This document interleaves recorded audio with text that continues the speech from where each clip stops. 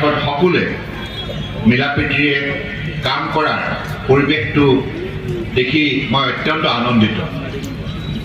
কাৰণ পৃথিৱীৰ বুকুত বৃহৎ নদীদ্বীপ হিচাপে স্বীকৃতিপ্ৰাপ্ত এই মাজুলী কলা সংস্কৃতিৰ প্ৰাণকেন্দ্ৰ, এটকা মহন্ত স্থান, বিভিন্ন জাতি জনগোষ্ঠী, জনজাতি, অনুসূচিত জাতি আৰু পিছপৰা অন্যান্য সম্প্ৰদায় সকলোৱে মিলি আজি মাজুলীৰ সৌন্দৰ্য বৃদ্ধি কৰাৰ ক্ষেত্ৰত, মাজুলীৰ গুৰুত্ব বৃদ্ধি কৰাৰ ক্ষেত্ৰত আপোনালোকে যেনেধৰণে মিলাপ্ৰীতিৰে মানৱীয় দৃষ্টিভংগীৰে কাম কৰিছে, তাৰ বাবে মাজুলীবাসী ৰাইজ নিশ্চিতভাৱে কৃতজ্ঞতাৰ পাত্ৰ।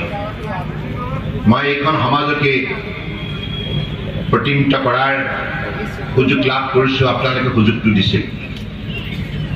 1999 চনত মই মাজুলী লখিমপুৰ লোকসভা সমষ্টিৰ অংশ বিশেষ ইয়াৰ পৰা প্ৰতিদ্বন্দ্বিতা কৰিছিলোঁ সংসদৰ নিৰ্বাচনত। আৰু তেতিয়া যদিও মই পৰাভূত হৈছিলোঁ, কিন্তু মাজুলী ৰাইজে মোক কেতিয়াও আঁকোৱালি লৈছিল। 3000 অধিক ভোট জিকাই জয়যুক্ত কৰে। এইটো 1999 চনৰ কথা। জীৱনৰ প্ৰথমবাৰৰ বাবে ভাৰতীয় জনতা পাৰ্টীয়ে যোৱা 10 বছৰে মাননীয় প্ৰধানমন্ত্ৰী নৰেন্দ্ৰ মোদী ডাঙৰীয়াৰ নেতৃত্বত সমগ্ৰ ভাৰতবৰ্ষৰ প্ৰতিখন ৰাজ্যৰ প্ৰতিখন কেন্দ্ৰীয় শাসিত অঞ্চলৰ গ্ৰাম্য অঞ্চলক যেনেধৰণে শক্তিশালী কৰি তুলিলে, প্ৰতিটো দৰিদ্ৰ পৰিয়ালে সামাজিক ন্যায় পালে, অৰ্থনৈতিক উন্নয়নৰ বাবে সুযোগ লাভ কৰিলে, সকলোৱে সন্মান সহকাৰে জীয়াই থকা এটা শক্তিশালী অধিকাৰ ভোগ কৰিবলৈ সক্ষম হ'ল।